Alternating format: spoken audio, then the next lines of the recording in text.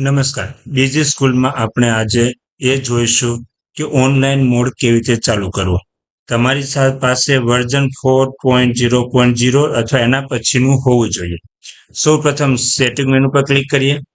ત્યાં સેટિંગ મેનુમાં જઈશું તો તમારી પાસે પરિણામ મોડ એન્ટ્રી ઓફલાઈન છે અથવા તો એમાં હશે જ નહીં. તો સૌપ્રથમ આપણે હાજરી ટેબમાં જઈએ અને દૈનિક હાજરી મોડની જે સેટિંગ છે તે ઓનલાઈન હોવું જોઈએ. જો આ ઓનલાઈન નહીં હોય તો સૌપ્રથમ તમારે દૈનિક હાજરી મોડ ઓનલાઈન કરવો પડશે. ત્યારબાદ જ પરિણામ ઓનલાઈન થશે, અન્યથા નહીં.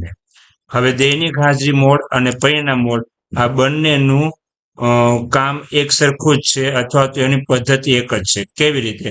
તો સૌપ્રથમ આપણે પરિણામ એન્ટ્રી મોડ ઓપન કરીએ. ત્યાંથી ઓનલાઈન પર ક્લિક કરીશું એટલે એક આવી રીતે બોક્સ ઓપન થશે. એમાં તમારે 4 કન્ફર્મેશન આપવાના છે, રીડ કરી લેજો. ત્યારબાદ ઓનલાઈન મોડ ચાલુ કરો પર આપણે ક્લિક કરીશું. સૌપ્રથમ લોકલ બેકઅપ લેવામાં આવશે. ત્યારબાદ ડેટા અપલોડિંગનું કામ કરવામાં આવશે.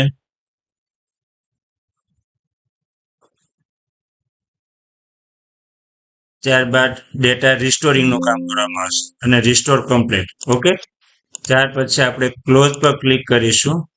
તમારું પરિણામ એન્ટ્રી મોડ ઓનલાઈન સેવ થઈ ગયું છે.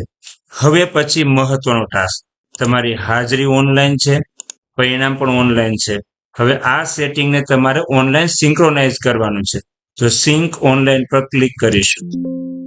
તમારું સેટિંગ પણ સિંક્રોનાઇઝ થઈ ગયા. હવે તમારું ઓનલાઈન મોડ ચાલુ થઈ ગયો છે. ઓનલાઈનથી ઓફલાઈનમાં સિંક્રોનાઇઝ કરવા માટે તમારી પાસે એક એપ્લિકેશન ચાલુ હોવી જોઈએ. તેનું નામ છે ડીજી સ્કૂલ નોટિફાય. આ એપ્લિકેશન તમારી બાય ઓટો ડિફોલ્ટ સેટઅપ કરેલી જ હશે, પણ છતાં જો ચાલુ ન હોય તો આપણે જોઈ લેવાની છે. આ એપ્લિકેશનમાં આપણે અહીંયા ઓકે આપીશું.